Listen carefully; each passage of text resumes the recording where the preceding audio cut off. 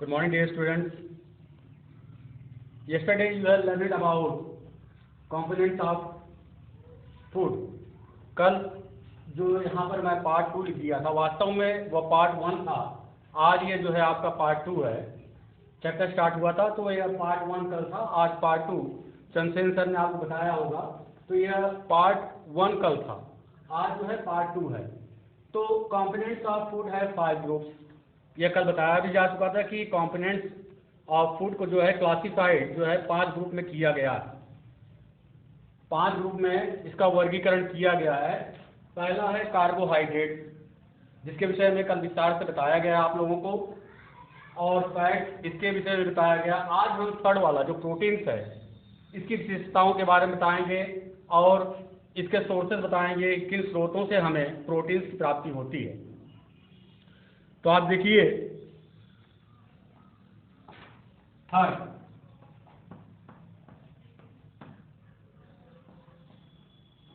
Protein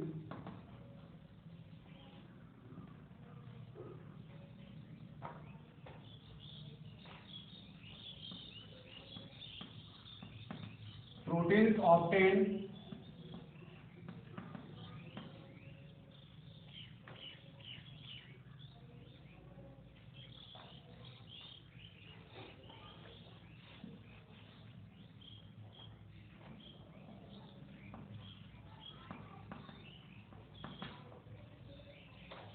proteins are obtained from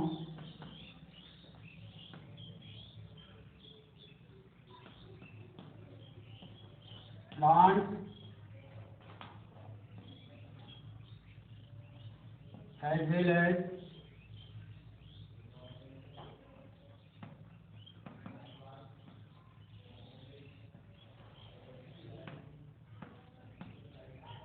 animal sources.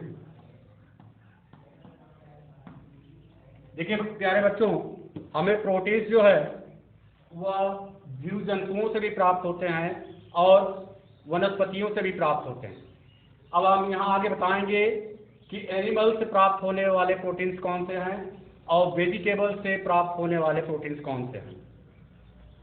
जैसे plants giving proteins, वनस्पतियों से प्राप्त होने वाले प्रोटीन।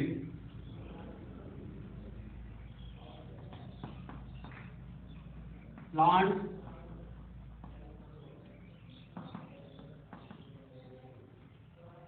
Giving protein. अब देखिए वनस्पतियों से कौन से हमें प्रोटीन कैसे प्राप्त होते हैं। देखिए पल्सेस, दाल आप खाते हैं तो दाल से हमें प्रचुर मात्रा में जो है प्रोटीन की प्राप्ति होती है, पल्सेस। इसके बाद कॉर्न, इस समय मक्के का सीजन भी है और सभी जो है मक्के का सेवन भी कर रहे हैं, तो कॉर्न जो है मक्के से हमें प्रचुर मात्रा में प्रोटीन की प्राप्ति होती है। वैसे भी जो पीले पदार्थ होते हैं उनमें से हमें ज़्यादा से ज़्यादा जो है प्रोटीन की प्राप्ति होती है। तो पल्सेस, कॉर्न, सोयाबीन, ईटीसी इत्यादि वस्तुओं से हमें जो है प्रोटीन की प्राप्ति होती है, जो हमें वनस्पतियों से प्राप्त होती है। अब सेकेंड में हम देखेंगे कि एनिमल से प्राप्त होने वाले कौन से प्रोटीन्स हैं जो हमें प्राप्त होते हैं। जानवरों से हमें किस प्रकार के प्रोटीन्स उपलब्ध होते हैं वह देखते हैं।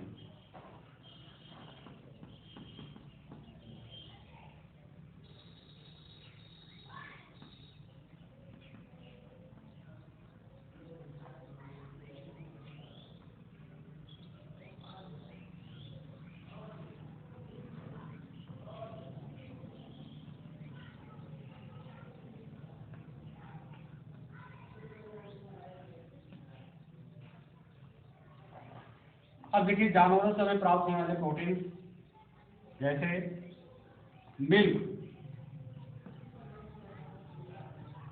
से हमें प्रचुर मात्रा में जो है प्रोटीन की प्राप्ति होती है। एग, अंडों से भी हमें प्रोटीन की प्राप्ति होती है, जो सभी जानवरों से प्राप्त होते हैं। मीट, मांस,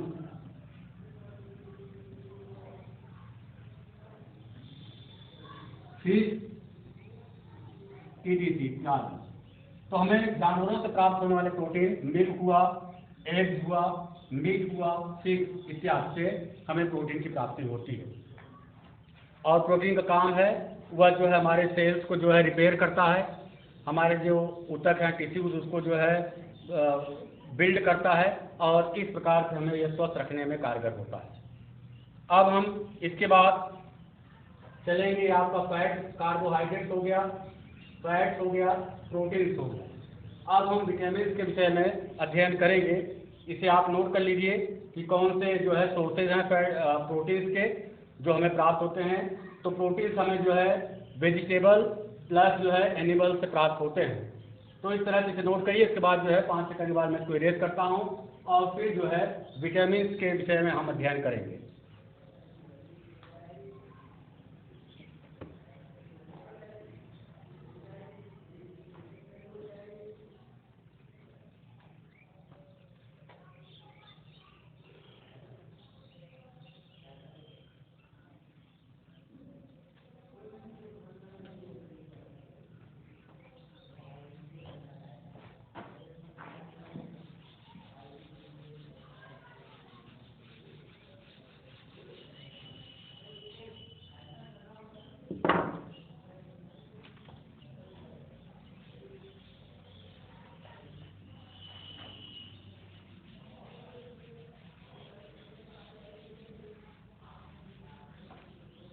देखिए बच्चों, इसके बाद जो है अब है फोर्थ विटामिन।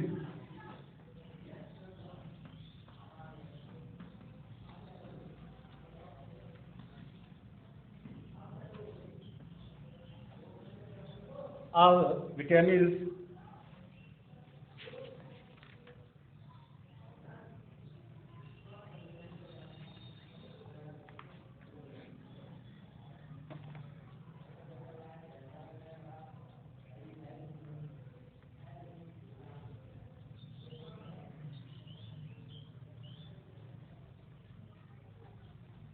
तो विटामिन में देखिए the edible substances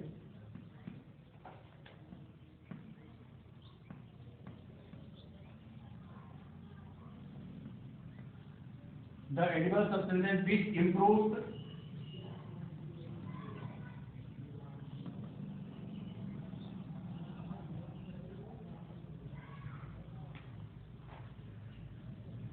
our immunity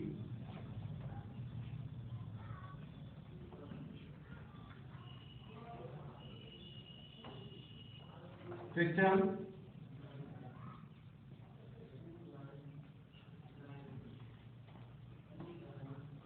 and keeps us healthy।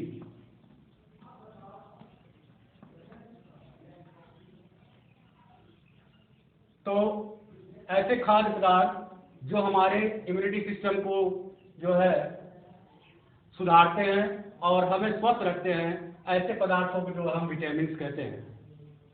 लगभग 30 विटामिन के विषय में बताया गया है। वैज्ञानिकों ने जो है डिस्कवर किया 30 विटामिन, लेकिन उसमें जो मेन है वह लगभग 7 विटामिन हैं, ए बी सी डी ई और के।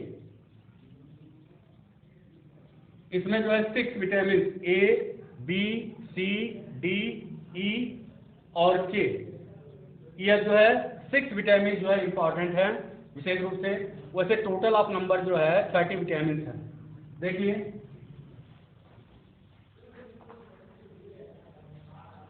Almost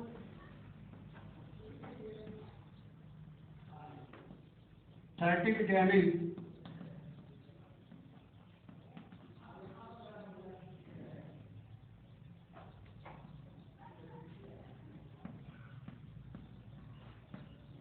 have been discovered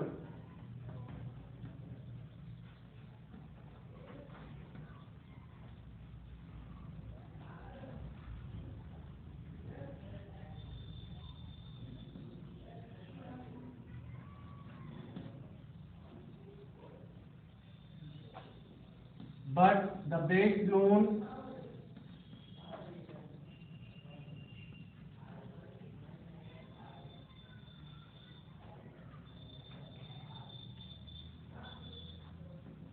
vitamin are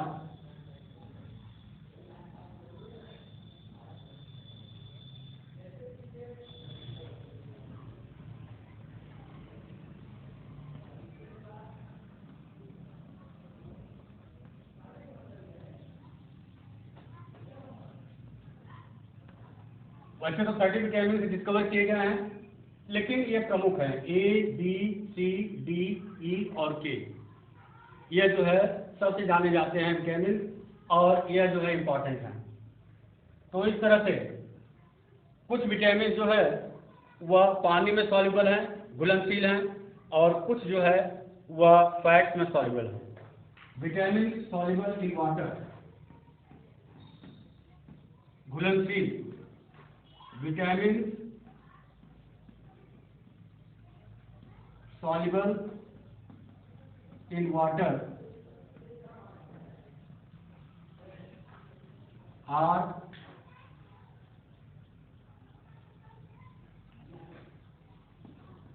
B and C। देखिए बी, विटामिन बी और सी जो है यह पानी में अच्छी तरह से घुल जाते हैं, सॉल्युबल है, जबकि vitamin A, D, E, K are soluble in water, while vitamin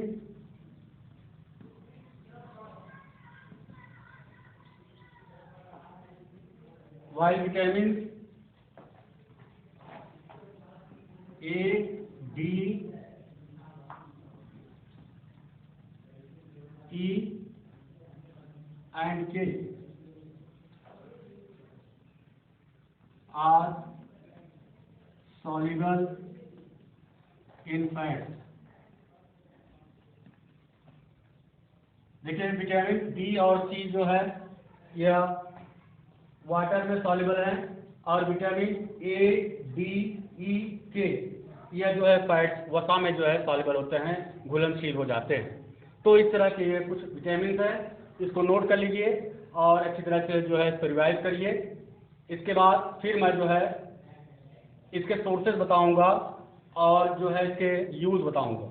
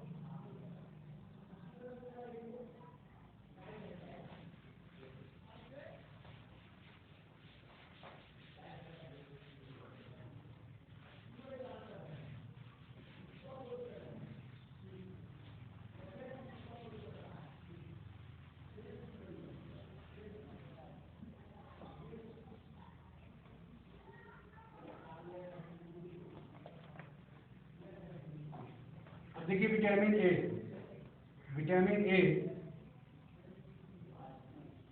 यह जो है इसके सोर्सेज, किन वस्तुओं से हमें विटामिन ए की प्राप्ति होती है,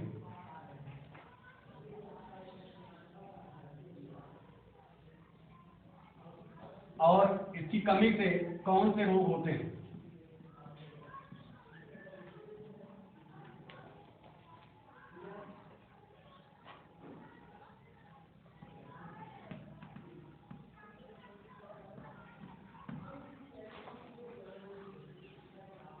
देखिए विटामिन ए, इसके सोर्सेज आप देखिए, हमें विटामिन ए की प्राप्ति किन वस्तुओं से होती है।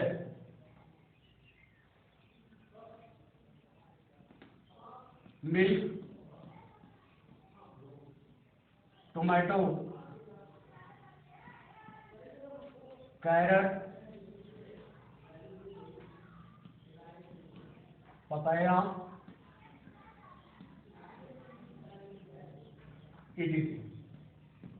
इन वस्तुओं से, और भी इत्यादि बहुत सारे हैं, लेकिन प्रमुख में आपको जो है मिल्क से, टोमेटो से, कैरेट गाजर से, पपाया पपीते से प्रचुर मात्रा में विटामिन ए की प्राप्ति होती है।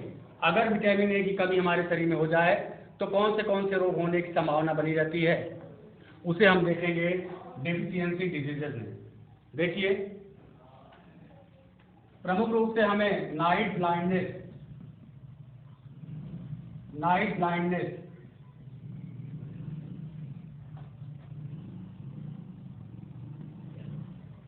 रतौंधी जिसे कहते हैं, यह विटामिन ए की कमी से होता है। अब इस रोग में अंधेरा होते ही हमें दिखाई नहीं पड़ता है, बिल्कुल भी दिखाई नहीं पड़ता है, यह नाइट ब्लाइंडनेस है, इसे रतौंधी कहते हैं। तो विटामिन ए की कमी से हमें यह जो है होता है। अब देखेंगे विटामिन बी।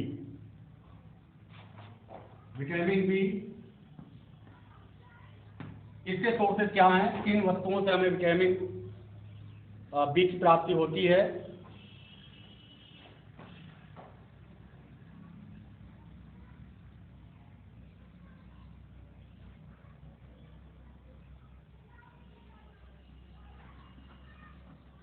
मीट, चीज,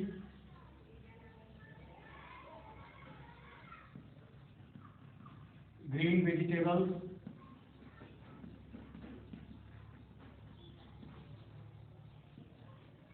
इत्यादि वस्तुओं से, मांस से, मटर और हरी सब्जियों से हमें प्रचुर मात्रा में विटामिन बी की प्राप्ति होती है। और इससे जो है हमें बेरी नामक एक रोग है, इसकी कमी से बेरी रोग होने की संभावना बनी रहती है। तो इस तरह देखेंगे। अब इसके बाद हम विटामिन सी को लेते हैं।